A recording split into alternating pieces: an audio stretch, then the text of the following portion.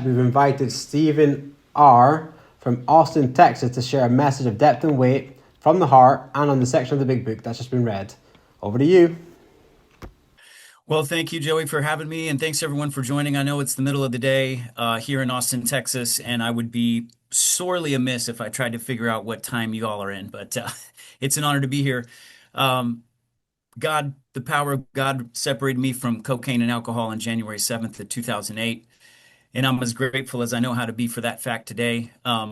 What I can tell you is that I do have a home group here in Austin, Texas. That home group is the Main Object Group. We meet Thursday nights at 7 p.m. and we study the steps out of the big book. We ask for people to bring their current experience with the steps, and the group does a really good job at staying in the literature and talking about personal experience as it pertains to the program of recovery that's clearly outlined in the textbook, A Big Book of Alcoholics Anonymous. And so if for some reason y'all are ever in Texas and you're ever in Austin on a Thursday night, we would love to have you come by and study the steps with us. It takes about 12 weeks for us to go through a body of step work, and we take an individual from the group and they take us through the steps. So it's a pretty cool experience. The group has grown over the past year. I do have a sponsor. My sponsor is a guy by the name of Chad Payne. His home group is the Rule 62 group in New Jersey, and also the Wednesday online primary purpose meeting, which maybe some of y'all have joined here and there over time. It's gotten to be kind of a worldwide phenomenon where people from all around tune in. So another thing I can tell you is that God has seen fit to send me great teachers, men who I looked up to, and men who were just, at one point, they were just one man with a book in their hand. They showed me how to work this program from a place of demonstration. And they really showed me how to make this a way of life. And it turns out this program contained in our book really is a design for living that works in rough going. And I know there's a later part in the book that talks about I cannot and should never outgrow this way of life. I need to work a program that allows for limitless expansion. And as far as I can tell, what we read earlier in the meeting, this was the something that I had in common with one of our founders right off the bat. I myself ended up in a treatment facility three different times before the message that was effectively carried to me out of the big book really sunk in to this keen alcoholic mind, or so I like to think. And really what I loved about this passage is that the new light that entered into the dark world of the alcoholic didn't happen until Bill met Dr. Bob. Bill worked hard for about 6 months. We would consider this the very beginning of the flying blind period. But it was a theory, right? Bill Wilson had a theory that an alcoholic could help another alcoholic or addict as no other alcoholic addict could. And this sudden realization that in order to save himself in Akron with this failed business deal, and I love the language of our book, it's just on our destiny hangs on such a slender thread. I've always thought, what if the business deal had gone off in Akron? What if everything went exactly according to plan? Would we be here? A question that only God can answer. But thankfully, as we know, the business deal did not go off. And this sudden realization in the lobby of the Mayflower Hotel that in order to save himself, he must carry his message to another alcoholic. And I know sometimes, depending on what meetings you're going to, you hear that this is a program of suggestion, this, that, and the other. But my book makes it clear there's things I must do. I must be willing to grow spiritually. I must be willing to make my amends. I must be willing to be honest and thorough in my fourth and fifth step. I must be willing to seek a relationship with God on a daily basis in steps 10 and 11.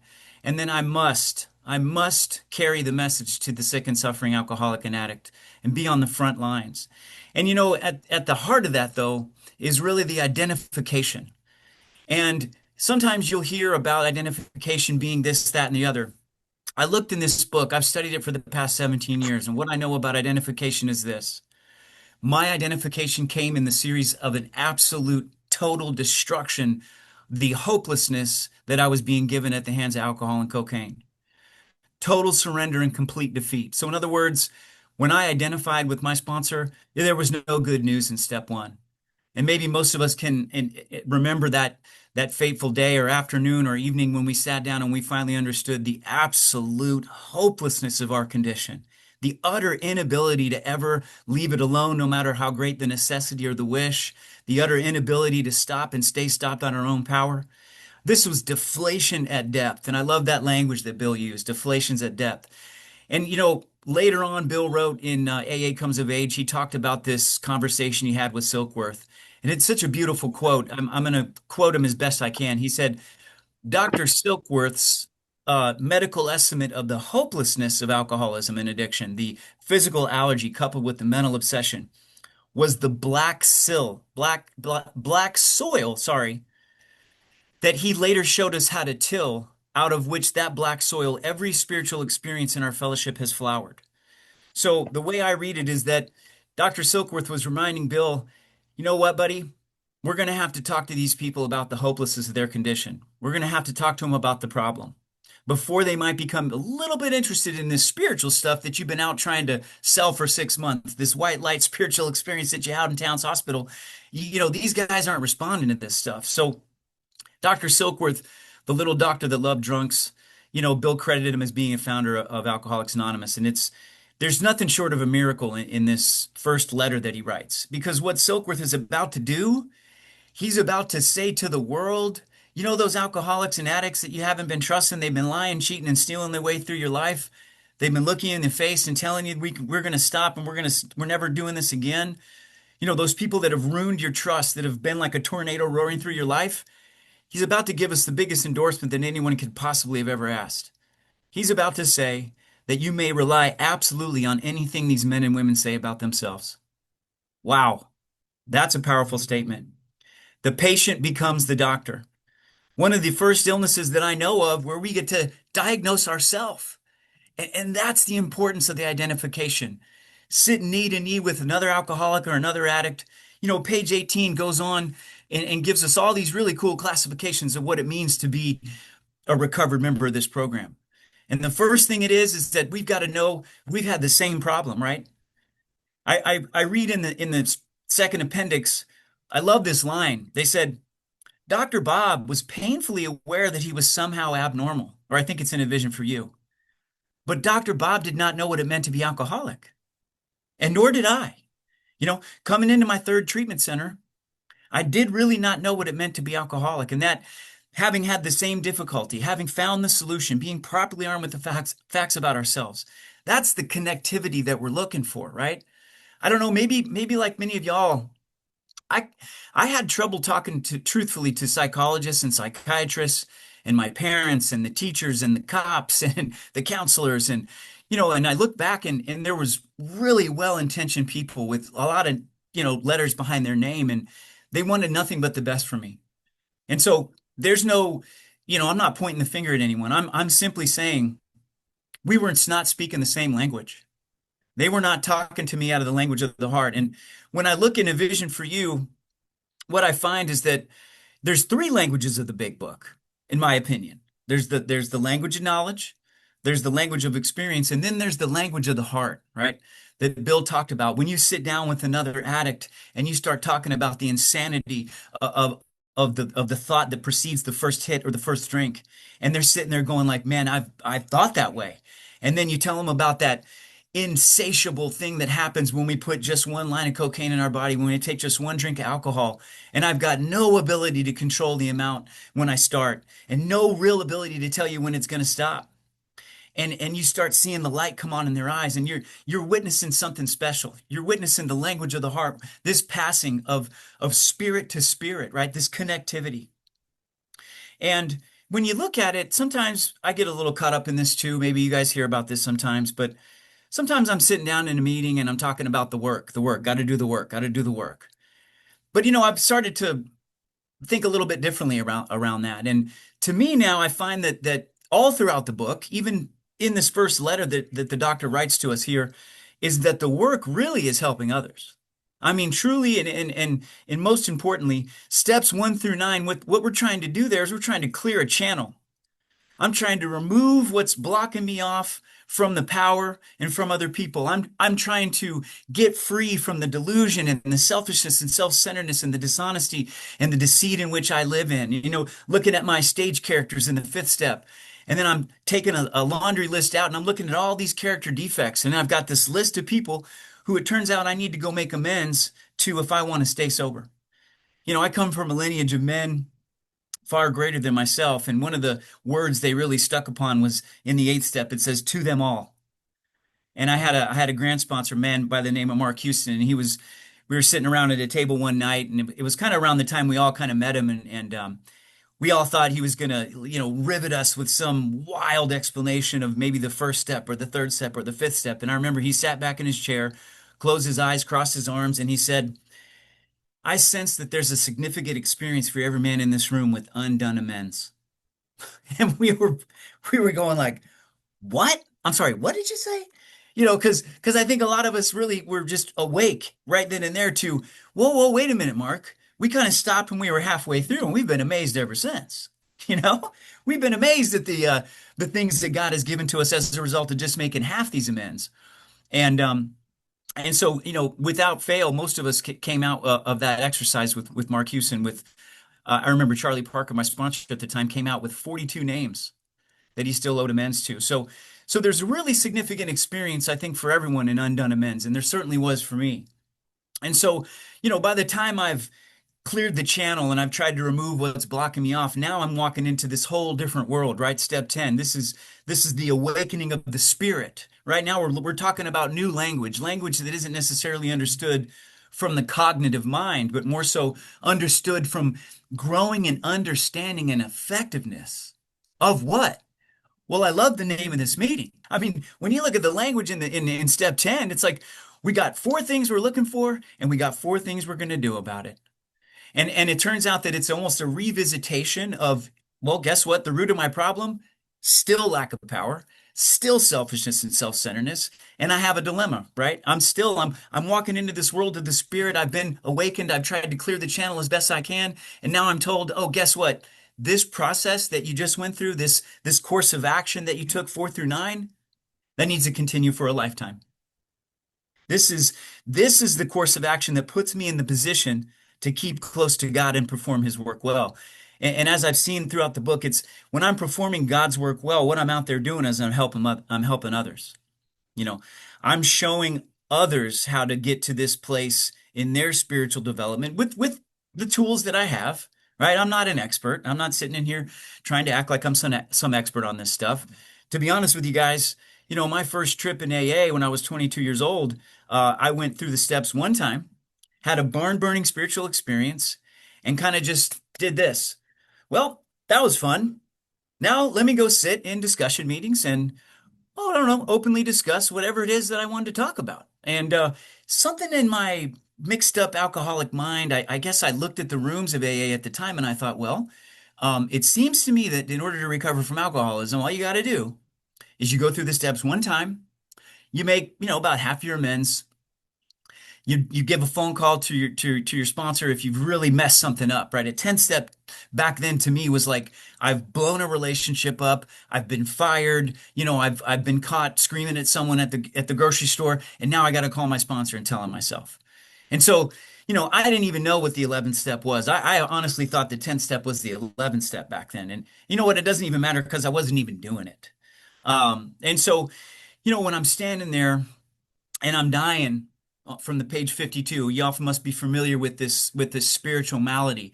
And to me, it's the first time that Bill connects our human experience, this horrifying psychic pain of being disconnected spiritually, and he uses the word bedevilments. And I love that because that's the first time when I was reading this book, I'm like, wait a minute. So my position as being sober, just physically sober from alcohol and attending meetings, ensures that if I'm not treating the real nature of my illness, that it's not if but when. When am I going to pick up a drink? Because I look back at that experience and I now know that just simply attending meetings of AA or CA will not treat my alcoholism. Now it'll set me in a place for a little while where I can bat the consequences off for a little bit.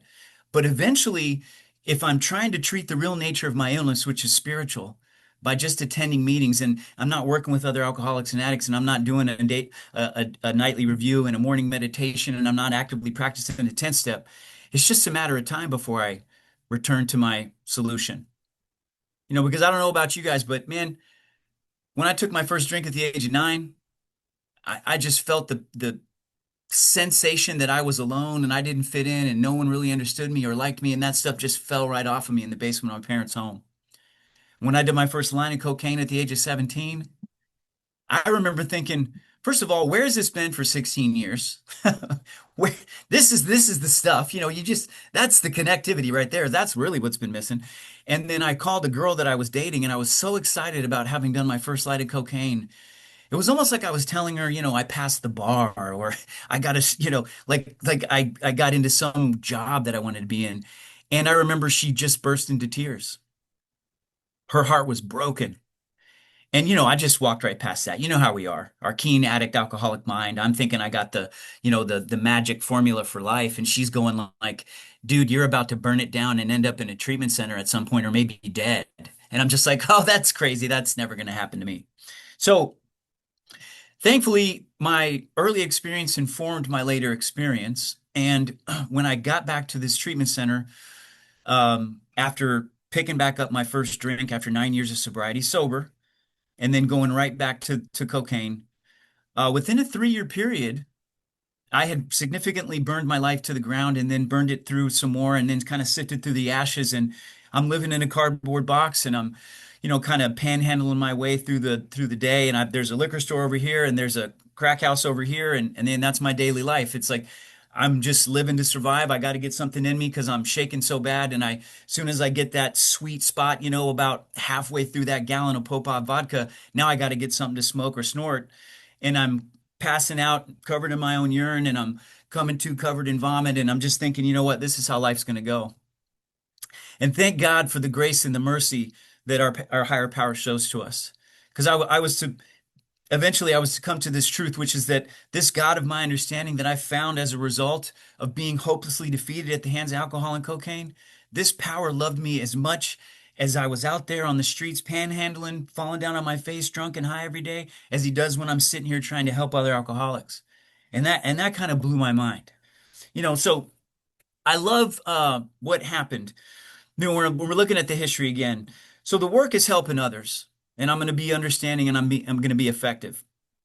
I love that in our history, when Bill and Bob, they're in Akron, right, and they've got to find another alcoholic to work with. They go to Akron City Hospital, and you guys will remember, some of you remember this story if you're kind of a history buff nerd like I am, and I'm not an expert, but Bill Dotson, they go see him, and on day 2, Bill's a little confused. What the heck is going on here? Why are these guys taking such an interest in me, right? He's at that place that they talk about in A Vision for You, right? He can't imagine life with or without, right? He's at the jumping off place. And luckily for us, God intervenes in the form of 2 men who for the first time ever, they've got that identification, right? Later they asked Dr. Bob, well, what the heck did Bill Wilson say? I mean, what did he say that anyone else never said?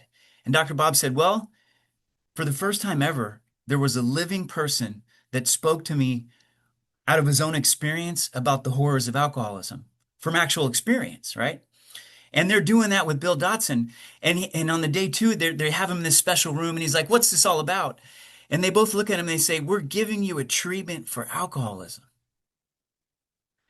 The patient becomes the doctor, right? Empowered with 3 things. They got a pretty clear understanding of the problem: physical allergy, mental obsession. They got a pretty good idea of what the solution is, even with the 6 tenets of the Oxford group, right? It's spiritual in nature. I've got no power. I got to get hooked up to power as quick as I can because this obsession is going to return. Stone cold sober, we're all going to make the most insane decision of our lives that we've ever made, is that I'm going to pick up my first bag or my first drink from a position of being sober, right? So they know they got a little window of time here. And later, what was to come out of this was they were to start to form the program of action. But, you see this on page 18. 1 hour, right? The book says, if I've got that understanding, right? Understanding of the problem, understanding of the solution. I got no axe to grind, no fees to pay, no lectures to be endured.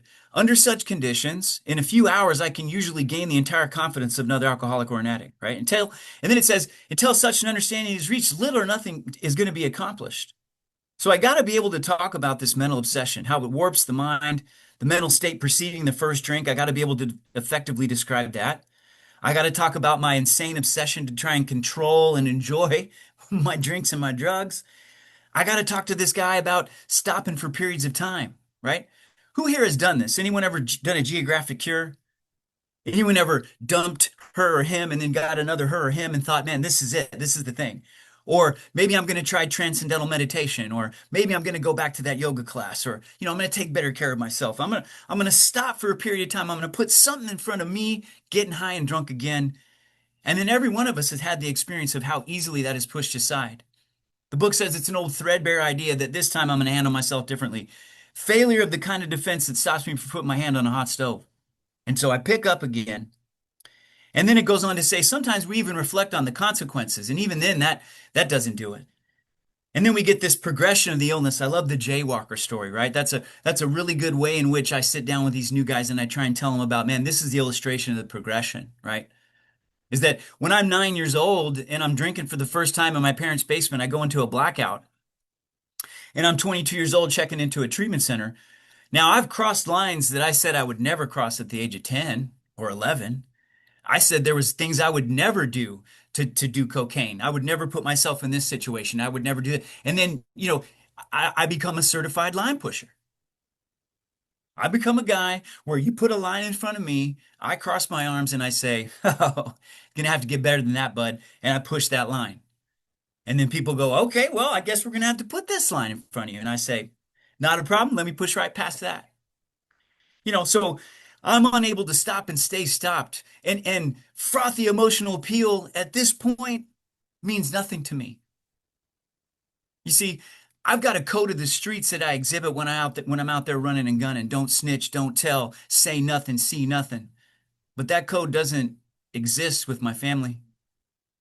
See, I'm the guy that's so hip, slick, and cool that I'll lie, cheat, and steal and manipulate my family right out of their hard-earned money, right out of their emotional security, right out of their mental stability, and I'll do it without thinking twice. And yet I'm out here talking about I'm some kind of hardcore street guy. Well, what does any good gangster do when all the chips are down and he's got nowhere else to go? He calls his mom. And luckily for me, my parents did not answer the phone, and there was no one on the other end of that line. 17 years ago when I got to this treatment center, there wasn't a person on the planet that had anything to do with me. And I'm starting to suffer from hepatitis C, and my teeth are starting to fall out, and I'm horrifying psychic pain. I've abandoned my children. I've abandoned my family. And I got a stack of desire chips this big. And I couldn't surrender. And so thank God for the ability for someone to sit down and qualify me, right? Talk about the peculiar mental twist, the strange mental blank spot that prevents my willpower from keeping me sober, right?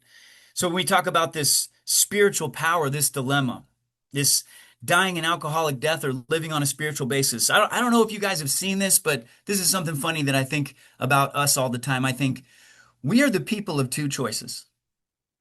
We are not the people of three choices, right? There's two different times in the book where I'm given two very clear-cut choices. The first time I'm told that I can go on to the bitter end, blotting out the intolerable consciousness of my existence to the best of my ability. And maybe we all have experience with that in some form or fashion. And for me, it was kind of hard, sometimes out there on the streets, I'd get a scam together, or I'd pull some big move off, right? And I've got everything I would possibly want to drink and everything I'd possibly want to snort and smoke and put in my arm, and I'm sitting there crying. Can't stop crying. This cocaine, this booze, it's not working, man. It's not having the same effect. Booze and cocaine used to do something for me. Now they're doing something to me, and I can't escape it. It's not working. So I can do that. Or I can come in here and I can surrender to my truth and I can live on this spiritual basis. But I love that the book says it's not easy alternatives to face, because that's true for me, man. If you look at my experience, the second time I'm at a treatment center, my actions were really showing, hey, you know what? Why don't you tell me more about this dying an alcoholic death? Because I by then I've been sitting in the rooms for AA for 9 years. I know how to I give great share. I mean, I'll share and people will cry, and it's kind of like a mic drop. And then I walk out of the room and I go hit on the newcomer girl and I drink the free coffee and then I leave. And to me, that was what AA was, right? And so to have the experience of being in that horrifying psychic pain of untreated alcoholism in the rooms of AA, dying in plain sight, and being too full of self, too full of fear to reach out and ask for help from another alcoholic. So I don't blame anything on Alcoholics Anonymous. There's a little line in Tradition 9, maybe you guys have seen this thing. It says, I'm going to try and do my best to quote it. It says, unless each AA member follows to the best of his or her ability the 12 steps of Alcoholics Anonymous, they almost certainly sign their own death warrant. My drunkenness, my disillusionment does not come in the form of a penalty from those in AA. It comes from my own personal disobedience to spiritual principles. Now that's a mic drop. So, I'm lucky. I get here 17 years ago and I get with these guys and they are just on fire for this thing. And I'm on fire. Maybe you guys have all been there, right? When you first have this experience with God and this revolutionary change in your way of living and thinking. Talks about on page 50. There's this group of people on page 50. It talks about, and we agnostics, it says there's people that have gained access to and believe in a power greater than themselves, right? As a result of admitting their total hopelessness, complete defeat at the hands of alcohol and cocaine. And then they take this course of action. Chuck Chamberlain used to talk about it as uncover, discover, and discarding, right? What's blocking me off? And I go out and then I start cleaning up the wreckage of this past. And what I've seen is that steps 1 through 11, it's really like, God help me, God help me, God help me. And by the time I get to step 12, it's like, God use me to help. Who will go? I will go. You see, the way this power came into me, there was nothing that you could stop me from carrying this message. Physically, you couldn't even stop me. I was so on fire. I was running around the rooms of AA. And unfortunately for me, I was beating people over the head with the big book. Anyone ever been through that period, right? Where you just, man, you know it. You finally got the solution and you got the page numbers and you can quote it and you're like, and you're not doing it right. And I remember I called Charlie up and I'm talking to him about this and he goes, Stephen, let me ask you something.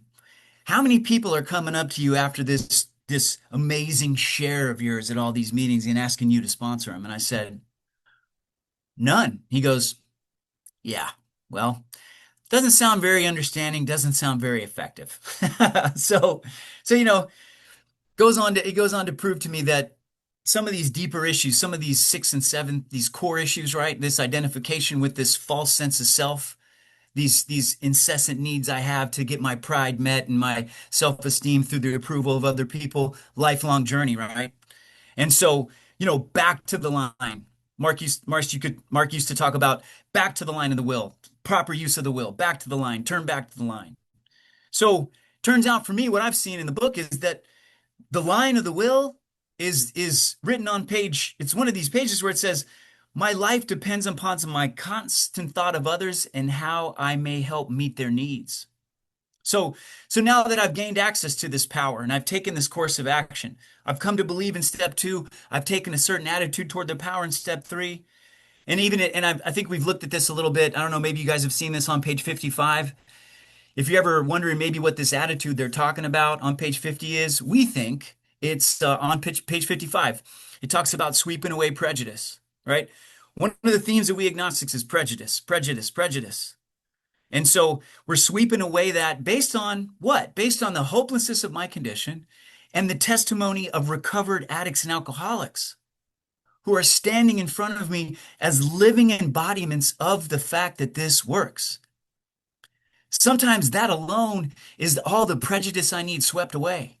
I start listening to y'all's stories. We sit down and identify, and I think, my God, the way this guy drank and used should be dead or locked up in prison. And so the living embodiment of the power of this program and the power of God working in and through this man helped sweep away my prejudice. And then I began to think honestly, because I love the fact that there are no doors here spiritually. We never even installed them. There never were any, right? The room of the Spirit is broad, roomy, all-inclusive, never exclusive. It's open, we believe, to all men and women who, and here's the caveat, earnestly seek, right? I got to earnestly seek, search diligently within myself. It tells me with that attitude I can't fail. So I think that might be the attitude they're talking about. So this revolutionary change, what is it? Well, turns out that if I'm lit and I'm connected and I'm serving others, right? So as I get further in the inventory process and I start trying to become a demonstration of this program, it turns out that my self-importance starts to go down and my God consciousness starts to rise up. And when I'm tapped into this consciousness, as many of you know, there's this new power that I start to sense. There's a peace, right? I start to be okay in my own skin. We look at what the fifth step asks of us. Have I really been as humble as I needed to be? Have I really been entirely honest? You know, have I really looked at the fact that I've got a double life? And that double life, I'm here to tell y'all, that returns to us sober. Once I become disconnected from the power, those old stage characters, they start to speak to me again. You know how they sound.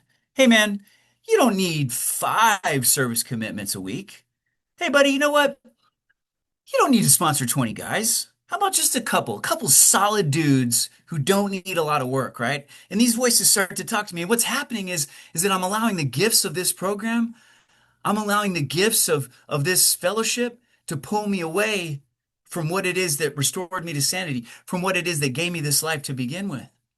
And if I'm not careful, the first thing I do is lose my connection with my higher power. You talk to people who've gone out. Oftentimes they say to me, Stephen, the first thing I did is stop going to meetings. That was not my experience. The first thing I stopped doing was communicating with the power greater than myself. The first thing I stopped doing was seeking that consciousness in my waking life. The first thing I stopped doing was praying for knowledge of His will for me and the power to carry that out.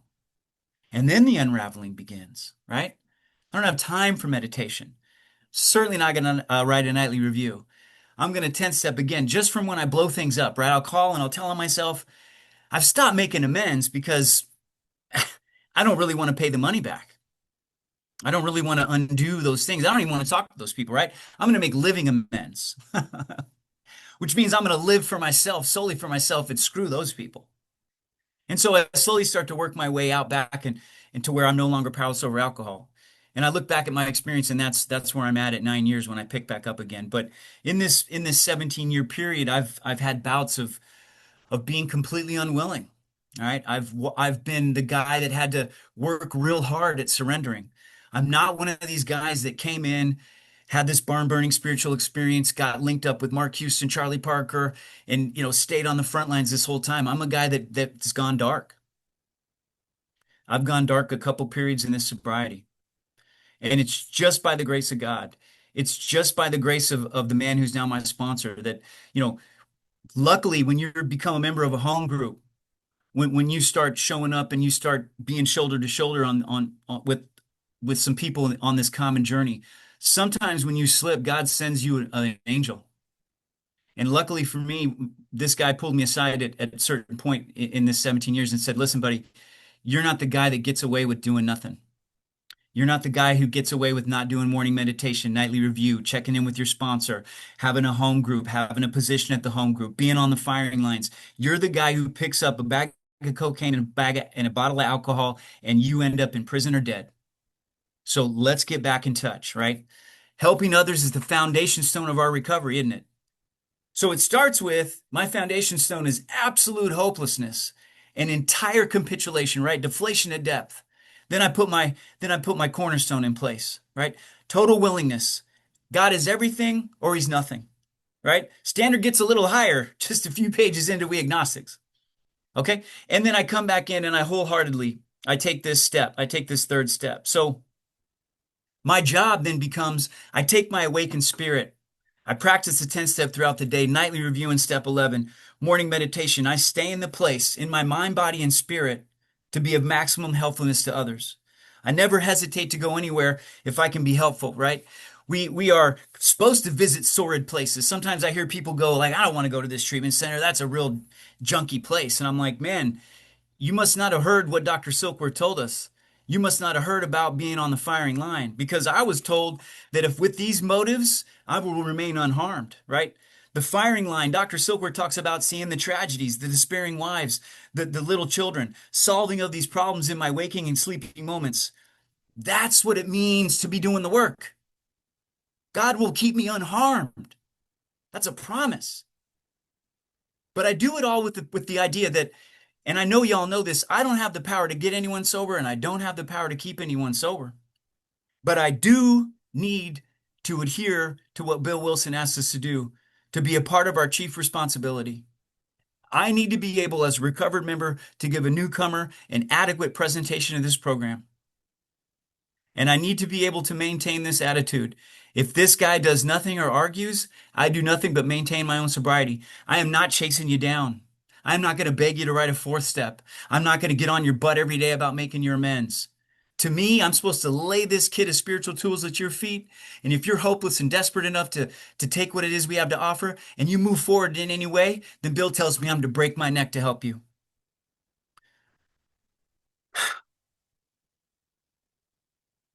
Talk about the 12 inconveniences on page 97. Has anyone ever read those?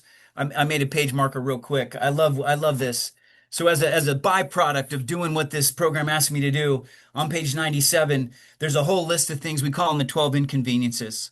Get a book out sometime and read them. They're really pretty cool. It's kind of like the side effects of being a soldier for God on the front lines. So I'm awake, I'm aware, and I'm conscious to the paradox of doing everything in my power, using the three languages of our text, language of the heart, to work towards doing my part to ease the suffering of the alcoholic and addict, while at the same time knowing that in and of myself, I don't have the power to do so. So I love this line on page 161. I'll wrap up with this. I do ask God every morning what I can do in my morning meditation to help the person who's still suffering, right?